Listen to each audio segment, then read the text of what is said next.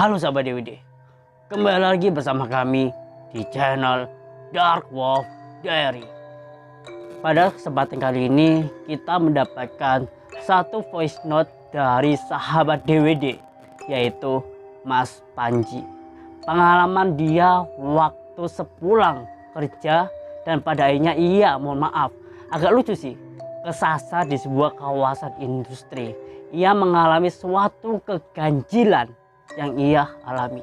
Nah, seperti apa voice note Mas Panji ini? Dan jujur saya belum mendengarkan sama sekali, teman-teman.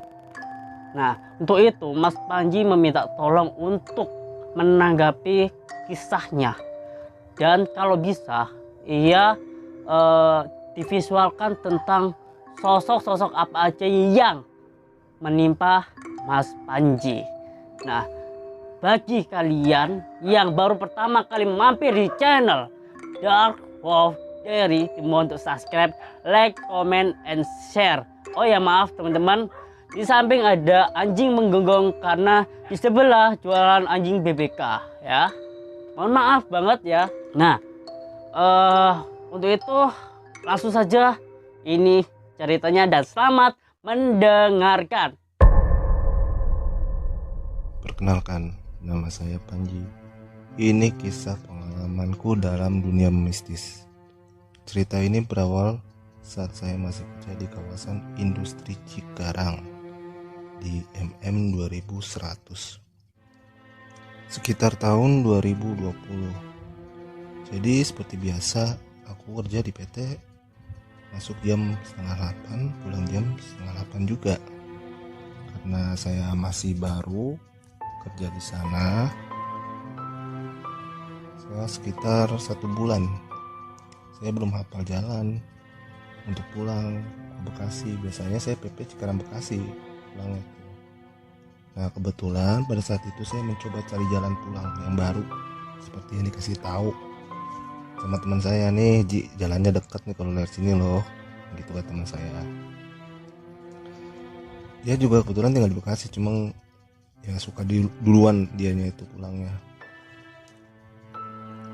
Selama perjalanan naik motor saya tuh belum ngerasain hal yang aneh, sampai akhirnya saya baru sadar ketika merasakan ada hawa dingin gitu di badan.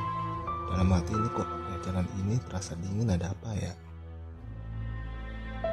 Iseng saya lihat sebelah kiri, begitu jalan tuh saya lihat sebelah kiri, saya lihat ada tulisan tuh PT Mendem. Kok saya lihat PT Mendem ini 2100 mau kemananya ini, saya bilang saya belum pernah sama sekali PT Mendem. Tiba-tiba tuh kepala saya tuh pusing, terus gelap. Dalam gelap itu saya melihat cahaya. Saya lihat tuh ada cahaya. Dalam cahaya itu baru terlihat jelas tuh keadaan dalam PT Mendem. Seakan-akan ada yang ngasih tahu ini dalam perkataan pabrik Mendem. Di dalam pabrik Mendem tuh begini loh. Saya lihat tuh karyawan PT Mendem, baju wearpacknya putih, ada yang biru juga.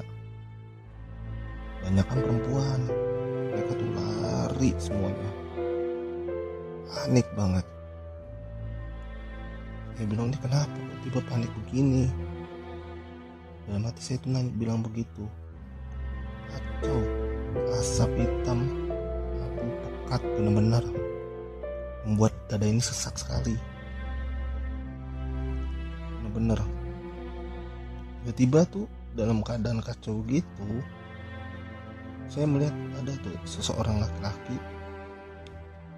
Karena dalam panik dia sama teman dia bilang begini, kamu duluan aja pergi ke sana, nanti saya nyusul, dia bilang.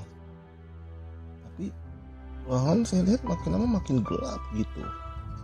Udah saya, karena saya udah nggak tahan tuh, saya lihat astaga, itu orang saya lihat udah nggak, banyak yang pingsan, nggak bisa diselamatin, ada yang keinjak, ada yang tergencet lah, teriak semuanya orang di situ kabur. Bahkan saya lihat tuh ada di ruangan yang paling gelap sebelah kiri itu pun saya lihat tuh masih ada orang tadi, tapi sekarang udah ketutup sama asap hitam gelap. sesak itu, benar-benar sesak banget. Bau apa itu, saya bilang ada bau-bau kayak kebakar, tapi kayak daging gitu campur dengan apa itu, kimia-kimia nggak jelas baunya itu, saya kecium. Sementara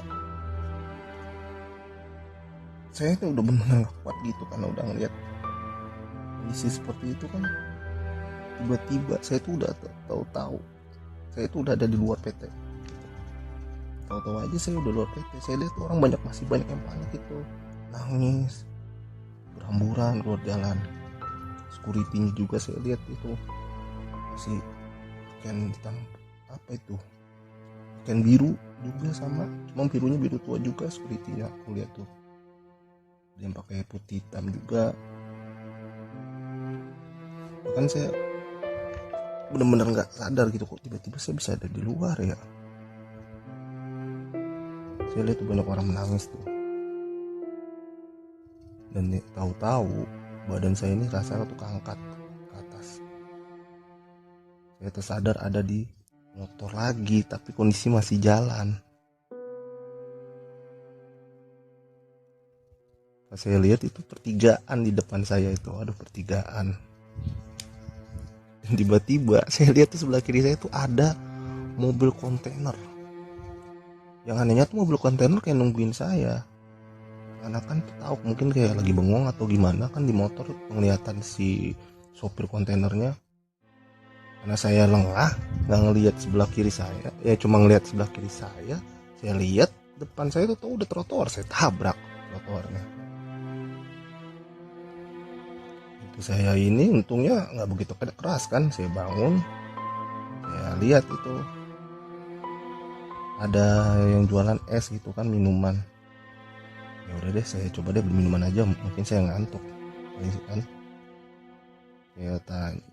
Saya lihat juga tuh banyak karyawan tuh udah mulai keluar PT juga sih, ada yang masuk ada yang keluar, mungkin karena udah jam pulang juga mungkin kan. Saya lihat itu iseng tuh, saya tanya sama bapak yang jualan es, "Bapak, ini di PT Mendem pernah ada kebakaran ya?"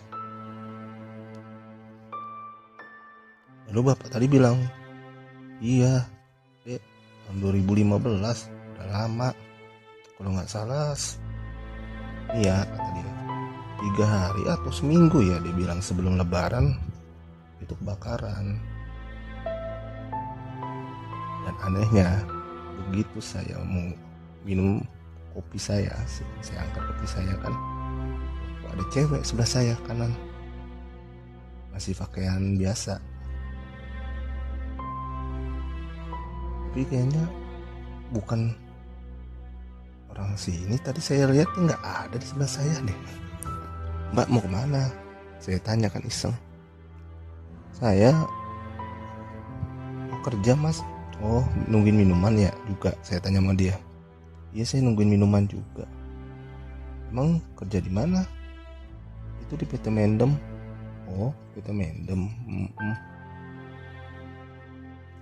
Saya bilang sama dia lagi, "Emang mbaknya nggak ini, nggak mau masuk? Jam berapa masuknya?" "Ya, nanti saya masuk ya mas." "Oh, mbaknya nggak?" "Tapi saya mau resign mas," kata dia. "Hah, mau resign?" "Iya, sekitar ini saya mau resign, mau pulang saya ke Surabaya." "Ya resign tinggal resign mbak," saya bilang, "kalau mau pulang tinggal pulang. Ya, tapi kalau emang saya bisa sih saya maunya saya pulang. Tadi itu saya di sini kerja tapi nggak izin." "Dia izin sama siapa?" "Sama orang tua," dia bilang. "Oh, nggak izin sama orang tua?" "Iya." "Oh, orang tuanya di mana?" "Surabaya." "Nama mbak siapa?" "Nama saya Stuti." "Oh, Stuti, nama mbak." "Iya." "Mama siapa?" "Saya Panji," saya bilang sama dia.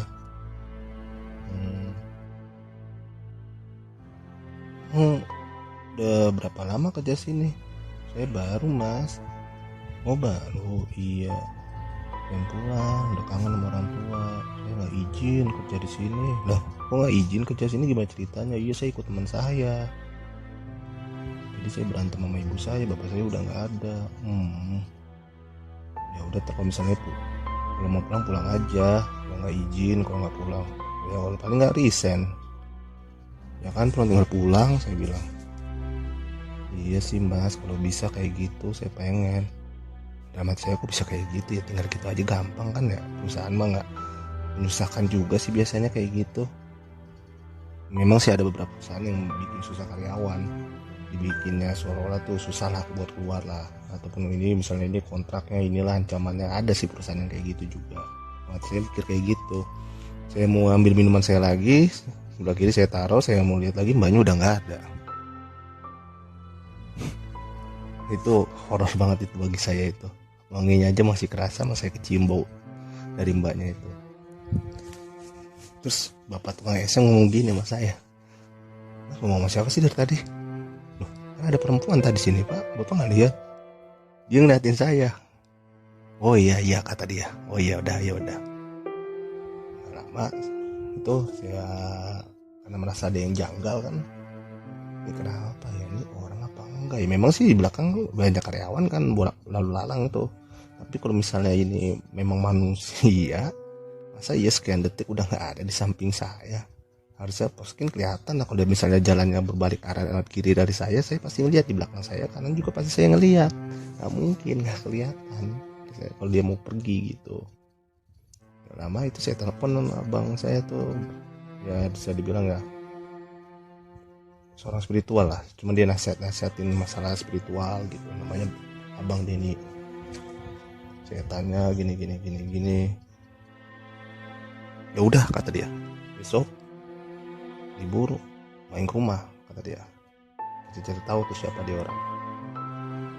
Nah, saya ceritain kan dari awal gimana sama Bang Denny.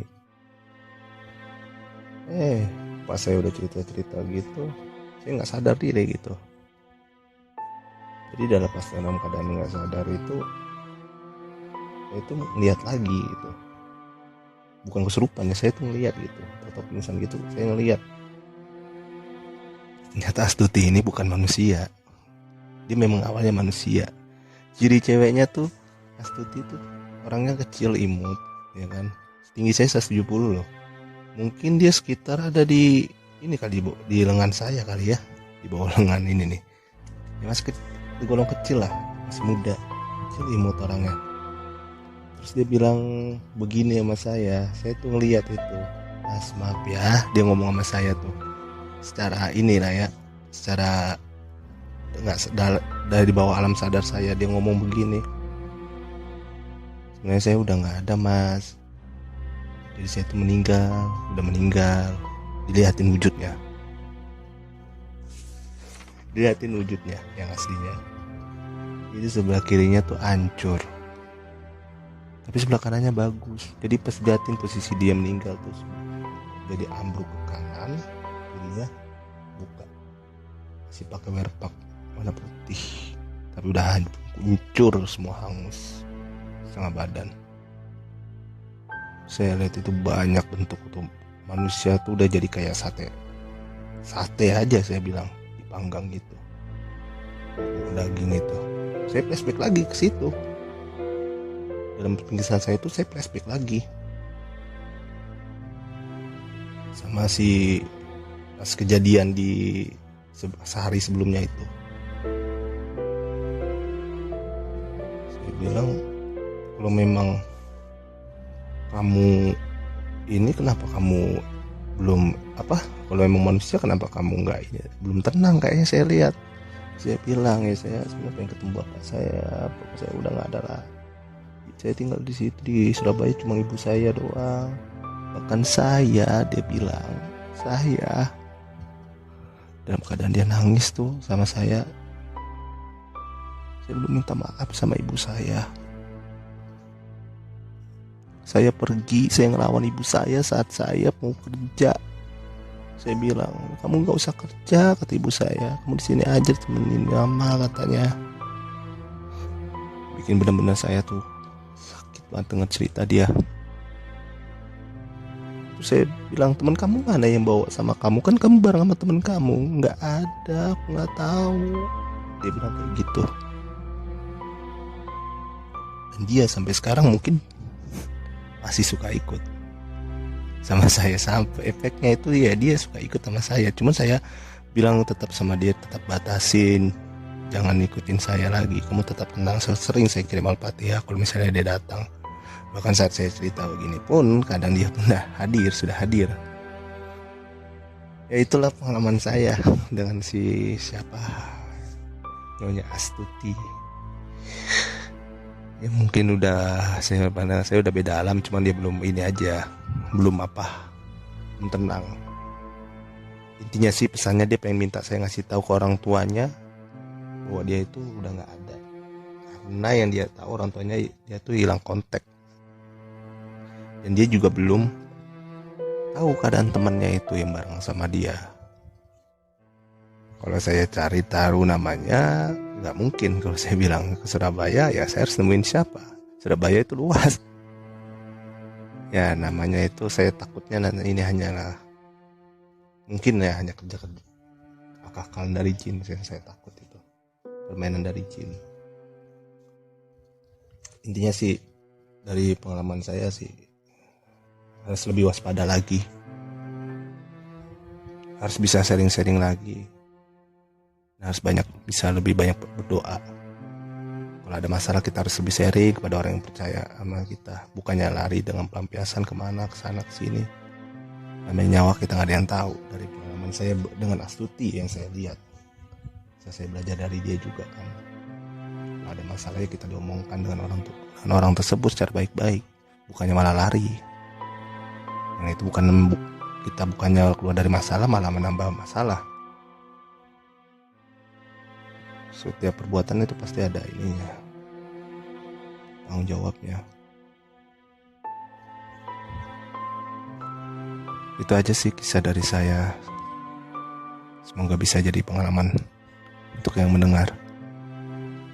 Sekian dan terima kasih. Assalamualaikum warahmatullahi wabarakatuh.